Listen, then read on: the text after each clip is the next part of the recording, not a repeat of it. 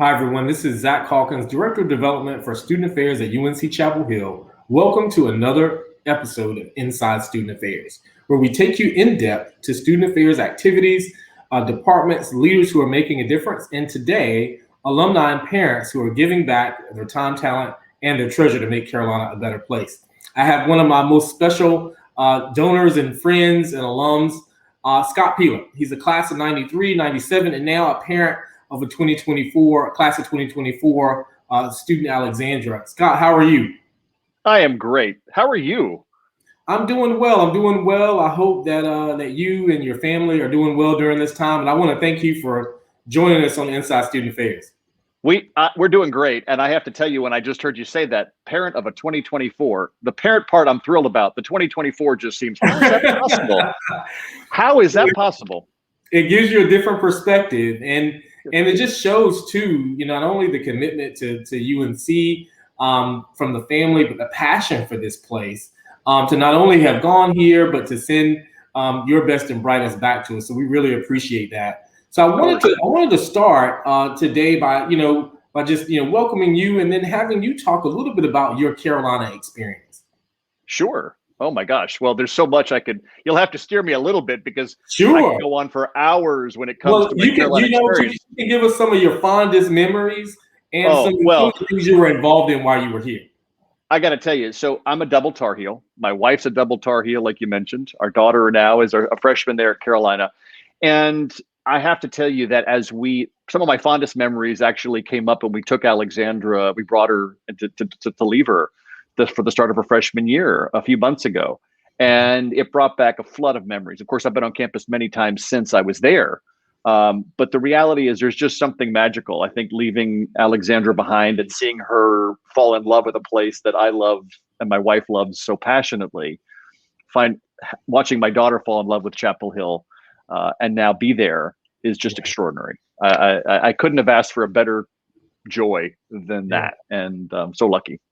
No, that's amazing. And the thing too that about your experience, and I want to highlight a few of those for you, is that you were also involved in RHA when you were at Carolina.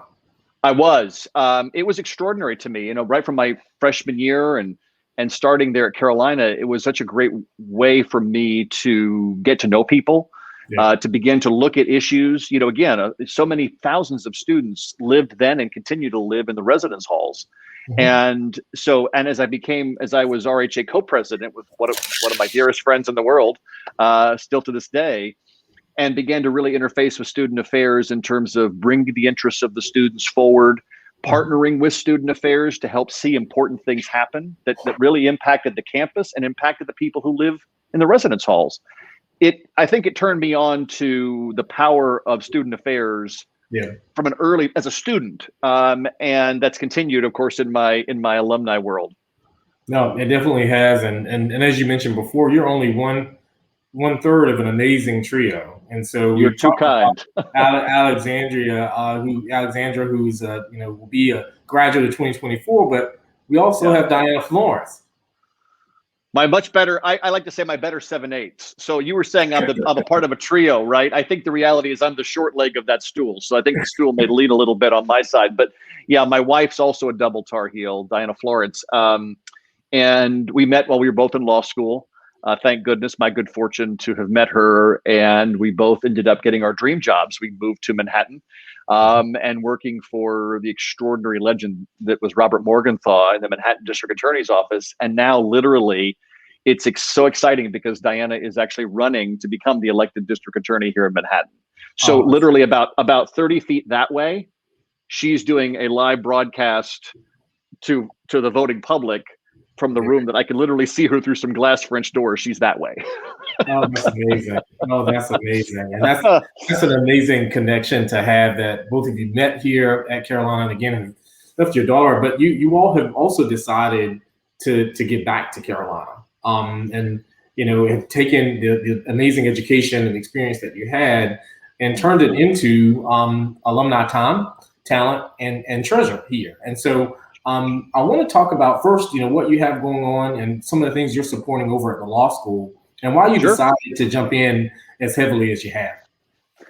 Well, so the truth is, Diana and I have so much to be thankful for. I think all alumni, I hope, truly recognize, as we do, and I think we do, the extraordinary. I mean, Carolina, I like to say it was the rocket fuel. Carolina, everybody comes to Carolina with such extraordinary potential to do so many amazing things. In essence, it's a rocket ship that can go to Mars and beyond. We're all focused on the Mars expedition and all the images that are coming back. The truth is, Carolina will fill you with the rocket fuel to go anywhere you can imagine and further than perhaps you can even imagine while you're there. And that's been true for my wife. That's been true for me. And it's been true for so many, I think, quite frankly, all the alumni at that great school. So the truth is, several years ago, we had a conversation about what we could do to support the school. The reality is, Carolina represents not just the first and greatest public university in this country, which of course it is and it does. The mission of that school to help, it's the people's university. It's a place where everyone can come and not just get a world-class education, but literally what they need to go as far as they possibly can and beyond. Yeah. And if each one of us doesn't do what we can, and what each one of us can is different, whether, as you said, it's some of it's through time, some of it's through treasure, some of it's through just passion, and helping to make sure that the university continues and that mission continues in perpetuity. Yeah. Right? Not just for my children and grandchildren, please God, and beyond, but for everyone. It is the people's university. And I just find that so amazing and so compelling. So the truth is, the first scholarship we ended up doing with my brother and my father, when my mother, who is a graduate, she's also an alum of Carolina. So Alexander's a third generation, actually, through my mom. But, she was a graduate of the School of Education. And so when my mom passed away many years ago, the first thing we did was we endowed a scholarship to make sure that some of the costs associated with going to be an educator in the state, student teaching years, that those would be covered for different students in honor of my mother. And then it's sort of grown from there through student affairs, which I'm sure we can talk about. And then what we're also doing is the law school. And the first scholarship that we decided to endow there is named in honor of someone who was extremely important in my life, not just as a friend and a second father, but as someone who taught me how to mentor. And his name is John Sanders. And of course, if you've gone past the Institute of Government on campus, you know it's the Knapp Sanders building. Well, John is the Sanders of that building, and was the director of the Institute of Government for many, many years.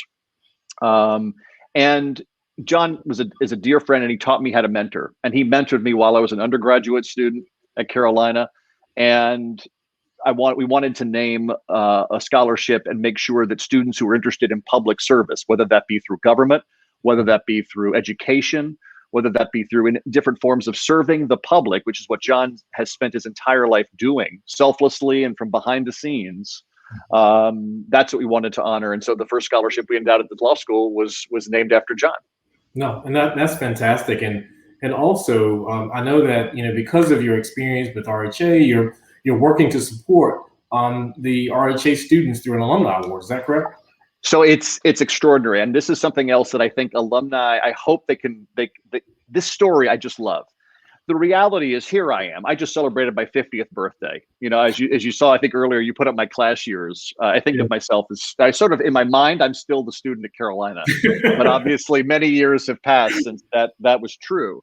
But what's amazing to me is that I was able to make contact with very easily the current president of RHA. Yeah. So I was RHA co-president in 1992. Yep. And here I am making contact with an extraordinary senior. She's a senior this year, Kira Griffith. And Kira. She's absolutely remarkable. And through our common experience of being RHA presidents, we began to talk to each other. And I found her story fascinating. I found it fascinating to reconnect with what was important now, as opposed to what was important. And she found it equally interesting to find out what was important when I was there. And through that, a great friendship and mentorship has been created. And so, yes, exactly. Now she had a wonderful idea to create an award for people who have been serving the university community through RHA, who are going on to higher education, be it master's or a doctorate, and to help support those dreams with a scholarship that I'm proud to tell you we're naming for Kira herself. and that my wife and I are happy to fund. No, and that's so important, and the connection that you've described, not only in what you're doing in law, what you're doing with RHA, just shows sort of the power not only again of UNC, but the connection through student affairs, and the ways that throughout time, no matter what time you're here at Carolina, the student experience needs to be supported because it really gives such skills for further growth and development. And so I'm so thankful to you for and we're of course thrilled. The truth is, when people think about their university experience, what I don't think they necessarily immediately recognize is how many of their memories, their special memories, are connected to things that are under the umbrella of student affairs. That's right.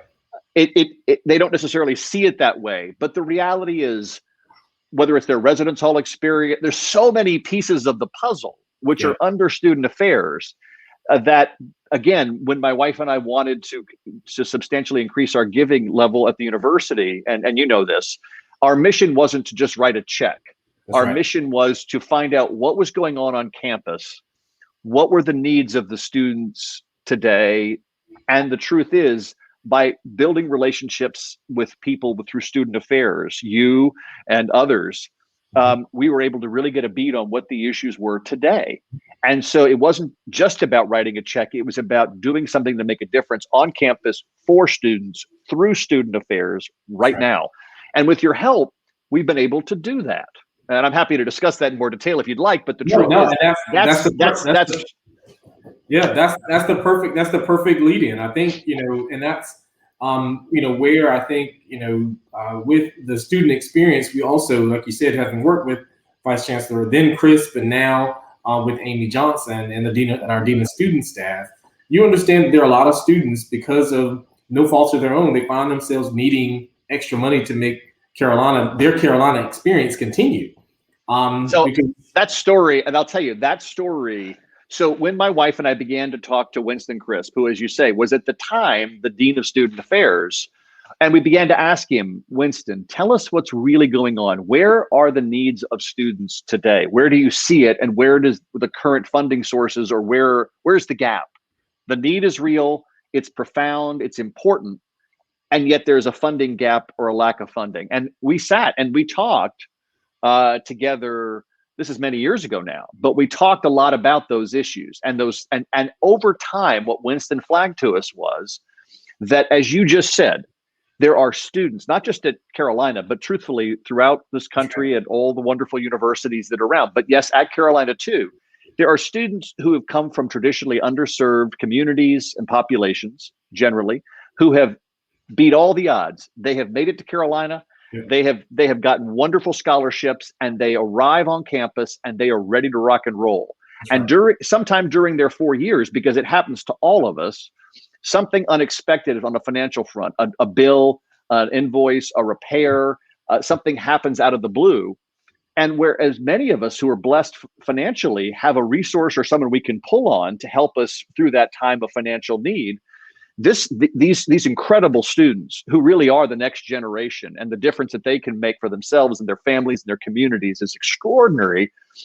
Those folks don't have anybody to pull on. And the truth is, those folks were having to leave school to try to raise the money to deal with that financial shortfall at that time. But when that happens, far too many of them may not return.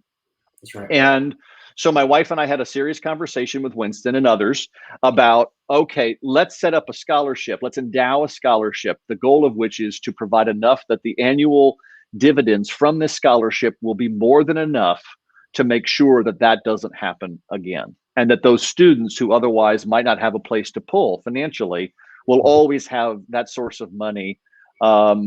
And because the truth is, the promise that's lost when those folks leave, whether it's for a month or a year or forever, is too much. And so that was the way we decided to engage. And that was the first major scholarship that we endowed at the undergraduate level. And again, through student affairs. And it was that partnership and the information that we received and the trust that we have that made all of that possible. Yeah, thank you for that. And I think the point that you made is so important, is that students deserve to be here, but sometimes because of finance, the matriculation gets stopped. And Right. we want to make sure that we can do whatever we can to keep them here. And it's important for donors to step up and friends and parents to step up to support in that way. Because you never know what can happen. And that's sort of the world that Student Affairs creates, is an undergirding to ensure that we can make the Carolina experience, real and for long term. And so, Scott, you've done so much already as an alum with you and Diana, and supporting student affairs, and then you became a parent. And I did. And it didn't stop there. You continue to say yes to UNC, and now you've joined our Parents Council, and not just joined, but decided to chair a committee. How about that?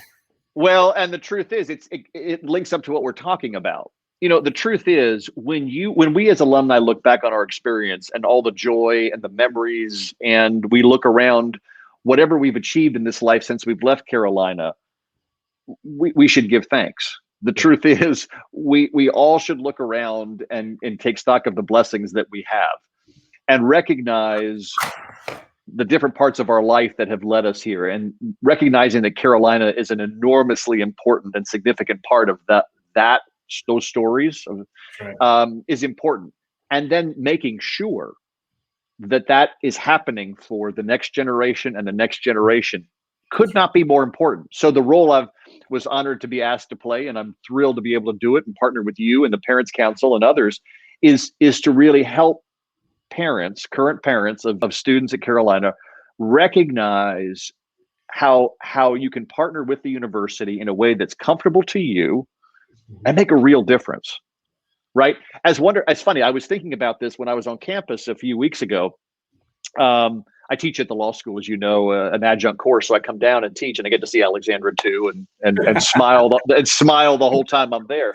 But I was thinking about this. I looked at there are different classes from 100 years ago. They would give a bench, or they would do something that would sort of be a permanent sort of symbol of, and add something to the university in what I call a physical, tangible structure. Those gifts, you can still see them as you walk around campus. And those are amazing and wonderful, and they bring me smiles and all that.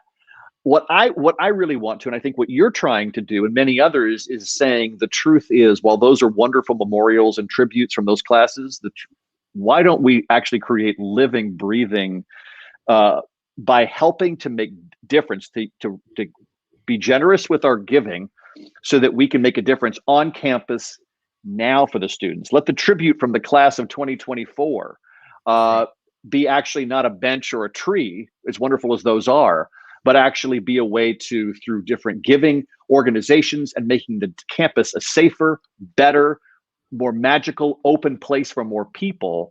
And what better tribute is than that? So that's the work I'm doing with you and others, and I'm just overjoyed to be able to do it. No, well, again, you've done that, and the work with the Parents Council, I want to highlight, is just so important.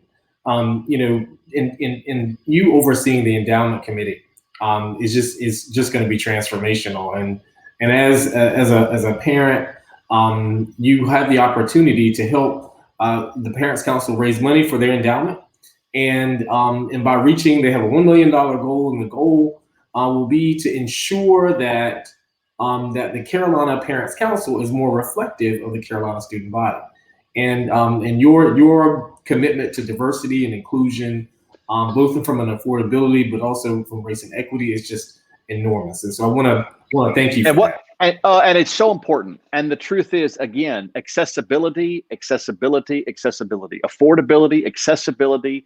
The truth is, Carolina, again, is the people's university.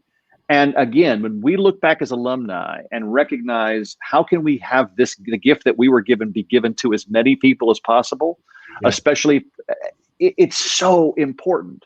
And so, yes, ever since I was a student, and the truth is, my work for RHA and everything I've done in my life, really starting from that moment as a student forward, both at the university and since, has been tied. The common thread that comes throughout is diversity.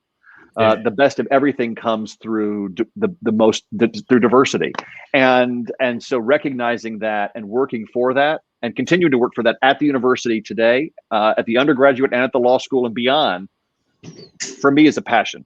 It's an absolute passion.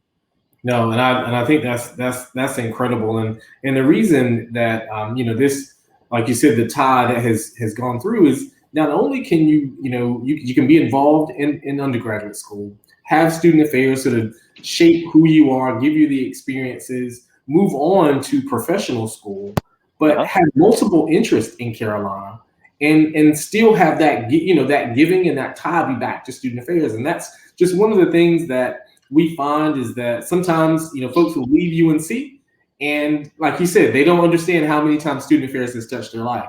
But you're a living, breathing example of how the student affairs experience really transcends any time frame. Again, either student, alum, or parent.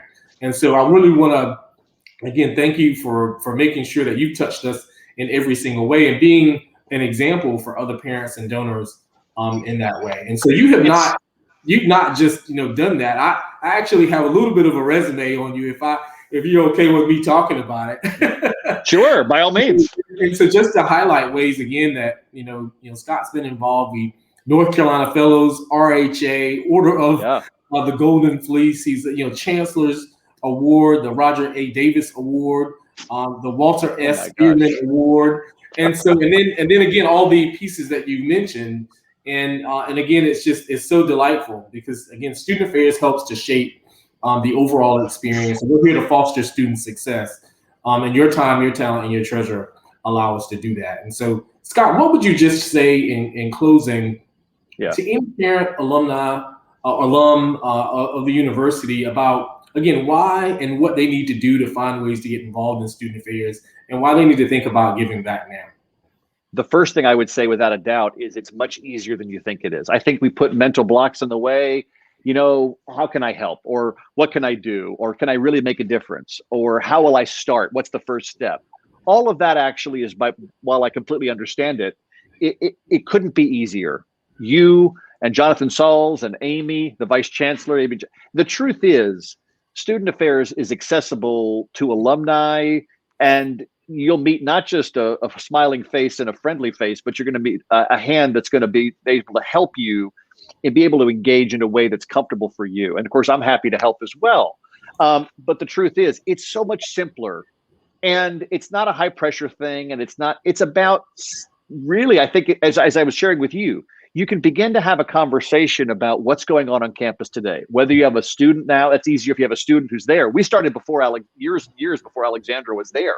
Yeah. But the truth is, whether you have a student there or you don't, you can get a bead on what's going on campus, and then find a way, if you can, to help others have the incredible thing that we've all had as alums. And student affairs, my goodness, there's just no more. It is such an impactful way to make a difference because it's affecting the lives the students have on campus every day.